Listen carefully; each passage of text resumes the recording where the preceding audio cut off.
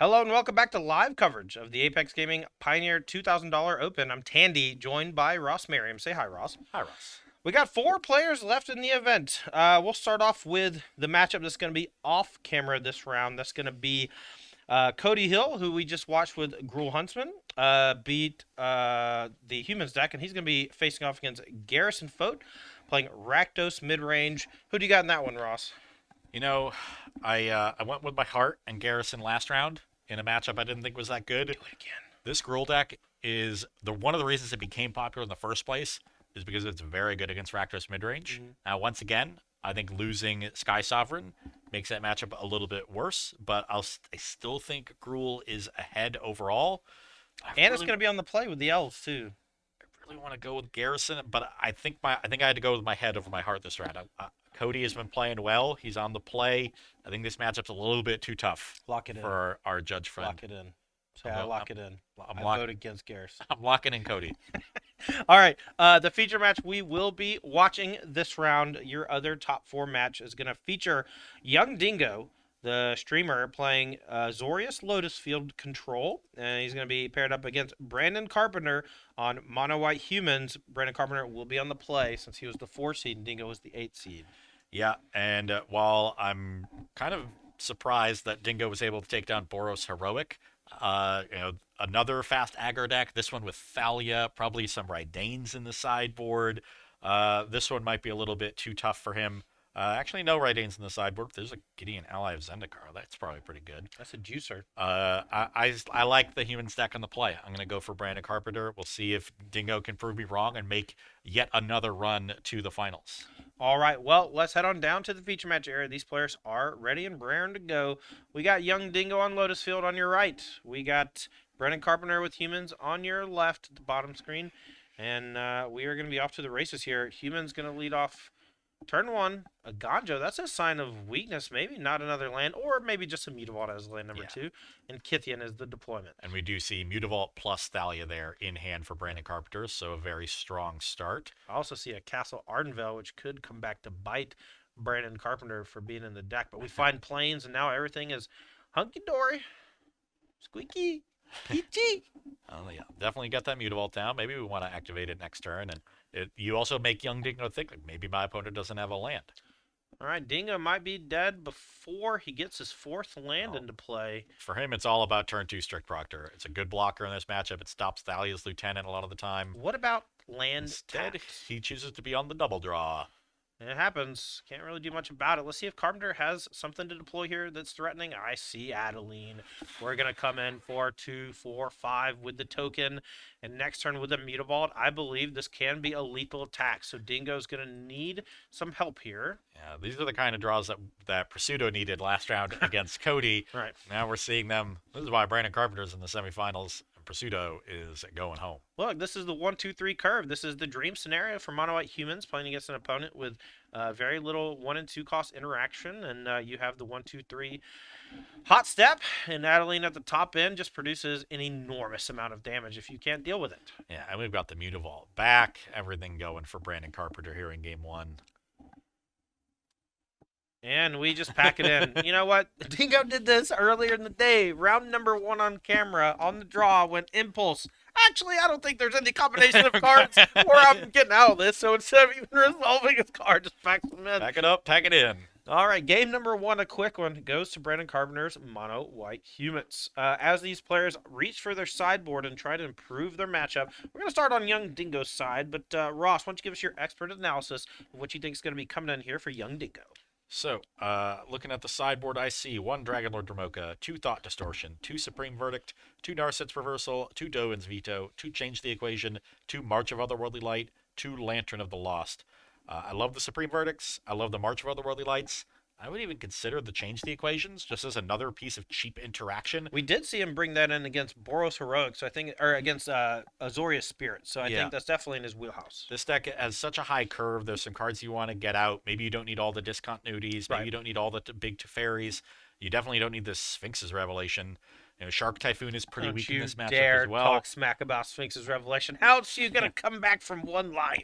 You probably don't need all 4 copies of Memory Deluge, so Wow. there's some space to make for a card like Change the Equation, which, while not great in the matchup, can definitely be effective. The situational one for me that's interesting is Dragonlord Dramoka. There's probably not going to be a lot of removal in the humans deck after sideboard, so Right. Dramoka can dominate some battlefields. That's one I would definitely consider as well. All right, on the other side of things, we got Brandon Carpenter's Mono White Humans. We don't have any Rydanes, but I'm sure we got some goodies. Yeah, there's the Gideon Ally of Zendikar I mentioned earlier. Also has 2 copies of Destroy Evil, 4 Portable Hole, 4 Wedding Announcement, 2 Invasion of Gobakon, and 2 Rest in Peace. I love the Wedding Announcements against a deck that is relying on sweepers. I also love the Invasion of Gobakons for the same reason. Yeah, Invasion of Gobakon is one that's quite strong against the slower control and sometimes even the combo decks in the format. One of their things they like to do is occasionally board in sweeper effects, and so not only do you get to strip a card from their hand, but you also get protection from those sweeper effects. While Dingo does have things like Farewell and Sunfall, there are sweepers like Supreme Verdict and Doomscar, which destroy, and so the Invasion of Gobakon can protect against it. Yeah, Wedding Announcement gets to replace these poopy Brutal Cathars. Yeah. And we can cut some of these removal spells or Brave the Elements in the main deck as well. 3 Braves and 2 Ossifications in the main. Some combination of those coming out. If maybe you want some removal spells for Strict Proctor, but Ossification's such a bad one. You need to pay 4. Yeah. All right. Game number 2 underway. Dingo going to lead off here with Howled Fountain, I believe. And we're going to go back Carpenter's way. Any 1-drops? We do. Recruiter of the Guard, excuse me. Come on, this is humans. We got 1-drops. Well, I mean, I don't know about you, but sometimes I keep turn 2 Thalia, but not on the draw. Oof. Here's Proctor. Do we have the copper coat to be able to get our recruitment officer big enough to trade? I don't think so. We do have Thalia's Lieutenant, but that gets bricked off by Strict Proctor. As you can see, this 2-cost 1/3 creature provides not only a decent body for blocking, it has flying, so it's a little bit of evasion and can block other evasive creatures, but also it stifles a lot of your opponent's enters the battlefield effects. Here's a Lotus Field from Young Dingo. That's going to get countered from the Proctor. It's going to juice his mana for next turn. Yeah, this is a much better draw from Young Dingo and is on the play, so gotta like his spot here to force a deciding game 3. Carpenter here going to send in with the Knuckleheads. This is a pretty awkward looking attack. The 1/3 can eat the 2/1, but Young Dingo says, I think he might have an Aganjo number 2 in hand or some other trick, and says, I'll just take it. And as we see, Carpenter does indeed have the second Aganjo. And if you're Young Dingo, if you didn't know before, you know now. All right, Adeline post-combat. That one's a big red flag. And now we're going to go back Dingo's way, but he has access to a ton of mana. Baseline turn here. Could have gone land number 6 and then played Farewell. Instead, we have another Lotus Field. Ability gets countered, so it comes into play with no downside. Teferi going 2+ and draw a card and untap 2 copies of Lotus Field. And if we have discontinuity, we can time stop Brandon Carpenter on his upkeep. Yeah, and this is a turbocharged draw, just going off with these powerful synergies to develop a huge burst of mana. Just as quickly as game 1 spiraled out of control for Young Dingo, the same can be said for Brandon Carpenter's Mono White Humans in game number 2. He fell behind early thanks to that Strict Proctor, and now a pair of Lotus Fields with no downside, and we have Teferi and a bunch of mana. Yeah, it's possible you want Portable Hole to answer Proctor. You again have to pay for 2 more. If you say that to me again, I'm going to throw up.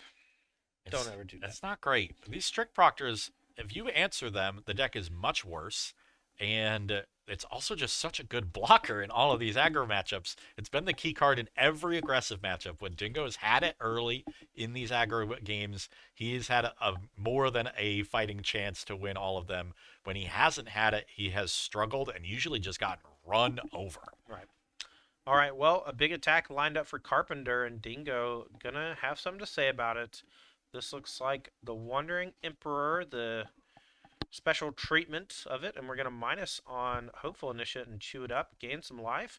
Then we're going to take 3 damage. Strict Proctor going to chump block on the Adeline to keep Teferi nice and healthy. And we're going to go back Dingo's way in just a minute. Carpenter might deploy another threat or 2, but I think that's going to walk right into a big sweeper on Dingo's side. Yeah. The Proctor has done its work already. Now it can save your life total a bit by jumping that Adeline before you cast a sweeper. Well, here's Ossification. That's going to take care of Teferi.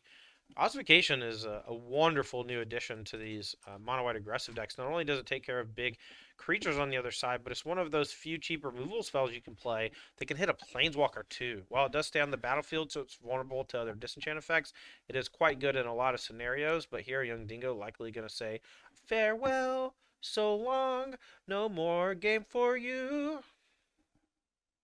And actually goes out Veter saying goodbye. And unfortunately for Carpenter, the sweeper that Dingo does have exiles that ossification. So Teferi coming back. We'll untap these Lotus fields. So Farewell basically free. Okie dokes. Plus the Wandering Emperor on a nothing. No, we're going to make a 2/2 to defend from the Mute Vault. I like it. And we can copy Lotus Field. We can do something on the end step, 4,000 mana. Here's a very late Brave the Elements. It's useless, and Carpenter here in some trouble. So Carpenter has both Brave the Elements and Ossification in his deck right now.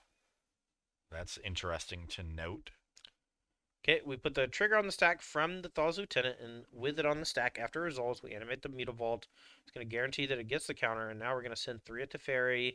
Dingo says, that's fine. Take 3. Don't care. Copy one of these Lotus Field. Doesn't do anything with the rest of the mana. No Shark Typhoon or anything like that. We're going to head back his way. Likely a handful of sweepers, if I had to guess. Yeah, I think there's a Sunfall just drawn. Ooh. Discontinuity. That's pretty good. Smush for 2.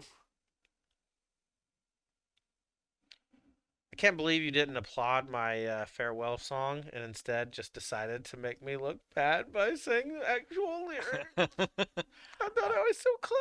I can't believe that you're surprised I did that.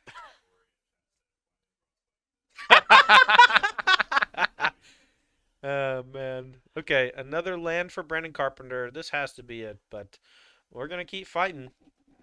Don't concede until you're dead. The Reed Duke approach. And here we're going to animate the Mutavault and send both of the Knuckleheads in more than likely. Here is Thaw's Lieutenant number 2. We have Brave the Elements to protect. We're going to put some counters on some stuff. Ooh, with this on the stack, guess what? Time Walk.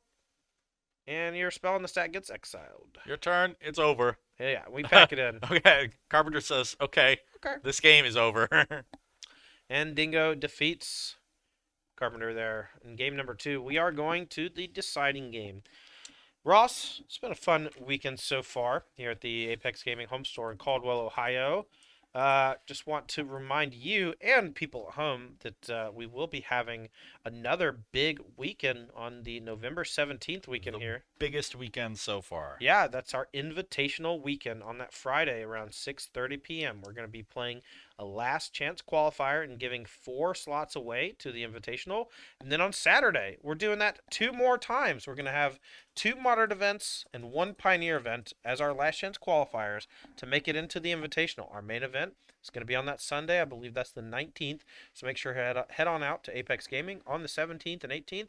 Try to win your slot into the $20,000 invitational on Sunday. And I hope old Kyle wasn't depending on Garrison to judge that invitation. Because he might be invited. Might be changing. Garrison, one of our frequent judges here, is in the other semifinal. You can see him there next on the right side of the table there, playing his backup camera match against Cody Hill.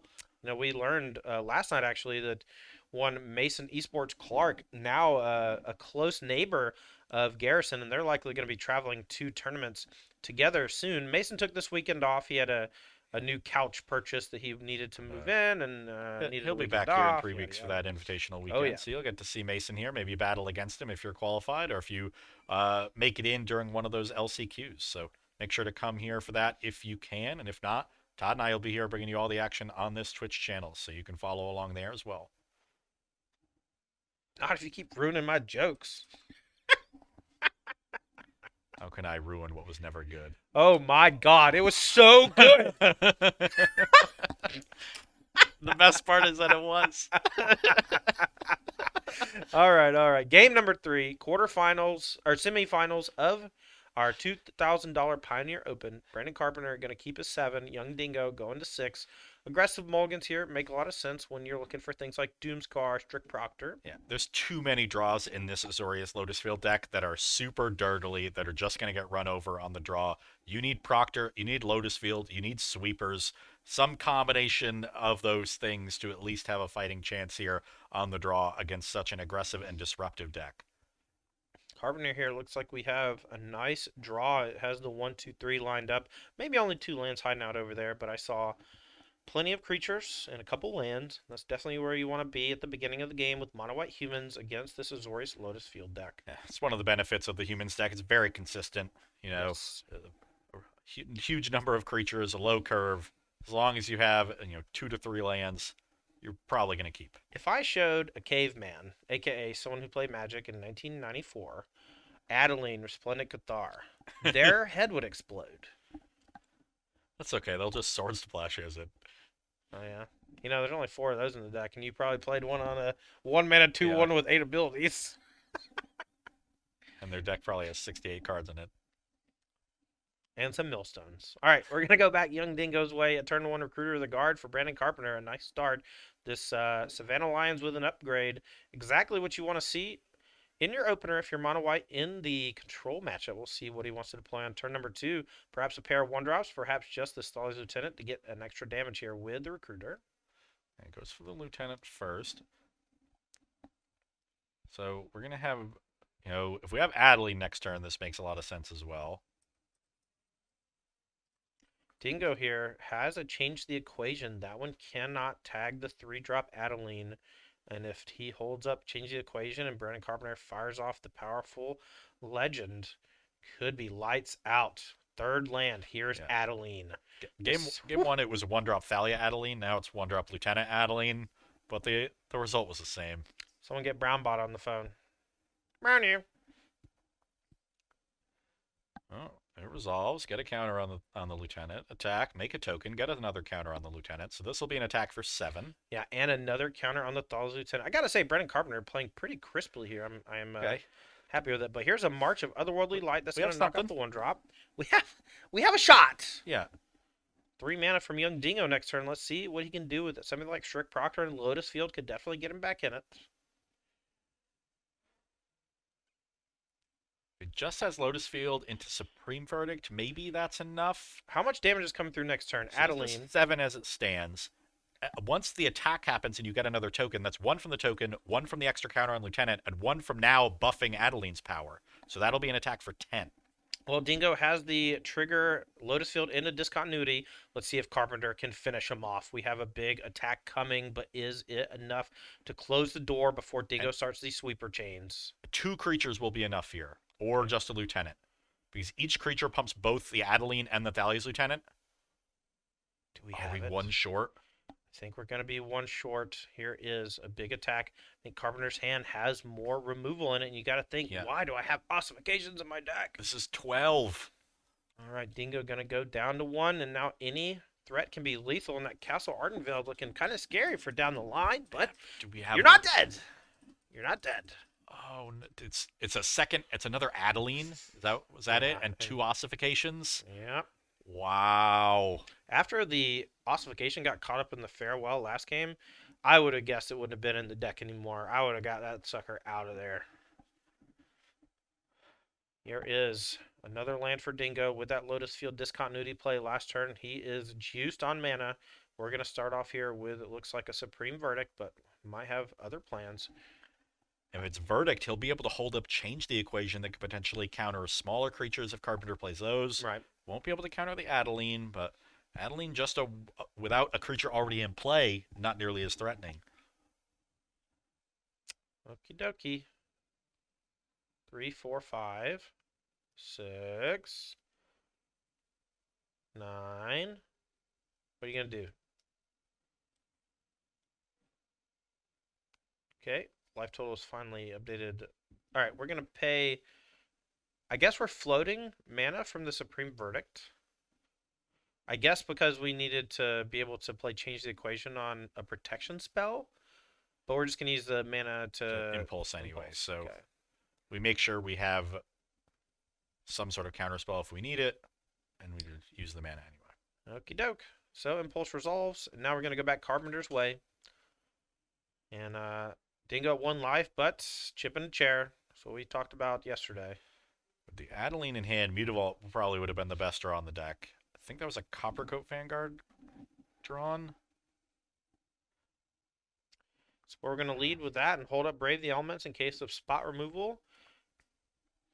It's also going to play around the change the equation that we know Dingo has. Yeah, it does play around change the equation. In general, I like the idea of using all my mana in case I draw a 1-drop next turn.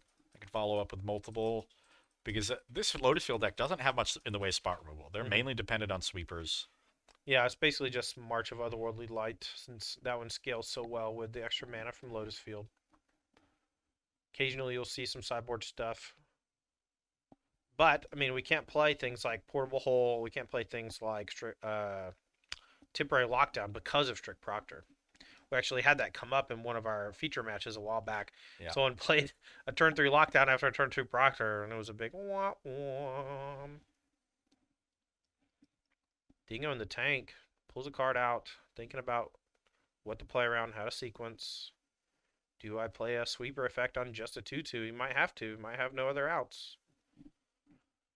Sunfall. Kill your 2-2. Gotta be pretty happy if you're Carpenter with this. Yeah, and it does leave another blocker for Dingo, but the Adeline will overwhelm that relatively quickly, and the change the equation is now no longer available. All right, Thaw's Lieutenant's the pickup. Do we play that one, or do we go ahead and get Adeline down? With a blocker back and my opponent on 1, yeah, we got to get Adeline down. Okie dokie. I suppose you have ossification for the blocker, but the ossification doesn't work at sorcery speed unless Dingo transforms it. So oh, there's Portable Hole, though. Hole. That's going to blow it up. Okay. Okay. Going to go back Dingo's way. Portable Hole's interesting. Wonder what his main targets are for exactly. It's Strict Proctor. Ah, you were right. Okay.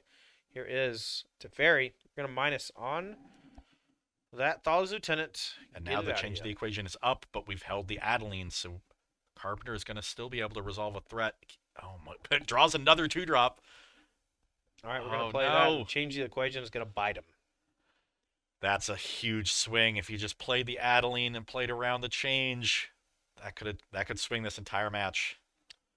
Okay, Dingo's way, untapping with Teferi, only 1 life. Can he find some way to gain some more or close the game before Carpenter deploys any more threats? Now, there's a march that Dingo would have drawn, so we would have marched the Adeline and had change up still.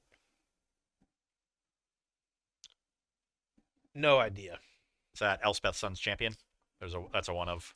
All right, Elspeth Sun's Champion. I love this card. I've never seen the old border printing before. It looks kind of badass, actually. Now we need to find a Brave the Elements, but there's also a march. Here's Elspeth Sun's Champion. Oh no, it's the super old one with the weird text. I changed my mind. I hate it. The alpha beta text planeswalkers. There's the if that Mutavault had come down or come off the deck almost any turn previous to this one, I think it would have been good enough, because we could have gone Mutavault, Adeline, forced an answer to the Adeline, and then had Mutavault plus ossification for a blocker or Portable Hole for whatever it is, and that might have done it. But I think the Mutavault came a turn or two too late. All right, in the turn, we're going to activate Castle Vantress. We're going to scry 2. 1 goes top, 1 goes bottom. And now we're going to go back Dingo's way. We're going to draw that card for turn and untap. We can also plus Teferi and draw, and we have 3 1/1 blockers. So in very good shape is Dingo. But just 1 life point. Can Carpenter find a way through this wall of interaction from Dingo? Might need something like Brave the Elements to get through those 1/1s. Doesn't work with the Mutavault, though, so you're going to need another creature as well. Tall order. Yeah, I think at this point with the Teferi going, there's not much to be done, but the Mutavault does complicate things for Dingo. Okay, we're going to sack 2 lands, get the Lotus Field back and untap it, and say go. And if we can find another land, we can start activating the Castle. Castle makes it really complicated. So that can grind through a lot of different sweepers and removal spells. Here comes the Thala's Lieutenant that we knew about from earlier from the Teferi Minus. Now, Trigger's going to go on the stack. We'll animate Mutavault. Carpenter playing pretty tightly here, and unfortunately was just 1 point short with his draw. Perhaps going to rethink his sideboard plan with those ossifications for the future. They look okay against the Planeswalkers, but here any creature would have been lethal instead. Yeah. You also have to wonder if all those removal spells in their deck, are there any Brave the Elements left? Because that's one thing we're definitely going to need to get through all these Elspeth tokens. All right, well, here comes an attack for 3. We can trade with the 3 tokens or just play March for 1, and it looks like we're going to do that and exile it. And, oh, excuse me, that's the Wandering Emperor, so we're going to come down minus and gain 2. So, Dingo also insulating his life total from a Peck attack, and now we're going to go back his way, firmly in control. Even has mana to scry with Castle Vantress. Top 2. I see Verdict and something else. We're going to put them on the bottom because we're about to get aggressive. Yeah. Time to turn the corner. See if Dingo can make back-to-back finals here. He was in the finals of the Modern Open yesterday, took home a nice chunk of change, and he's on the precipice of making the finals once again in our Pioneer Open with a wildly different strategy. Really just showing his mastery of all formats and decks. Here's Dramoka, the Dragon Lord, 5/7 lifelink flyer. Can't be killed. Neither can young Dingo. Let's get this Dragon Lord Dramoka on the screen because this thing is enormous. Flying, lifelink, hee-haw. And we're also out of removal spells from Brandon Carpenter, so... There's an Adeline. That one's not so threatening anymore. Doesn't have Vigilance, the Dragon Lord Dramoka, but you still have those 1/1 tokens to block. We're going to play Jawari Disruption, Insult, Injury. Brandon Carpenter packs it in. And young Dingo makes his second finals appearance of the weekend, trying to do his best Mason Clark impression, I guess. Keeps making me look bad. I keep picking against him with all these aggro decks, and he keeps winning matches. But I did get the other match right. Cody Hill defeating Garrison Fote here in the semifinals. So okay. Our finals matchup is all set up. It's going to be Cody Hill on Gruul Huntsman against young Dingo on Azorius Lotus Field. Dingo trying to go one better than yesterday. Second place in Modern. See if he can go first in Pioneer. All right, well, let's head on back to the booth because we have one more match to bring you. We're going to take just a short break here as we set up the finals. That's young Dingo, the streamer, versus Cody Hill playing Gruul Huntsman. And Dingo's on that blue Lotus Field we just watched. Should be a pretty tough matchup for him, but when we come back, we'll talk all about how we think the matchup's going to play out, and we'll watch the finals here at the Apex Gaming Home Store in Caldwell, Ohio. It's the Pioneer 2K Open. We'll be right back.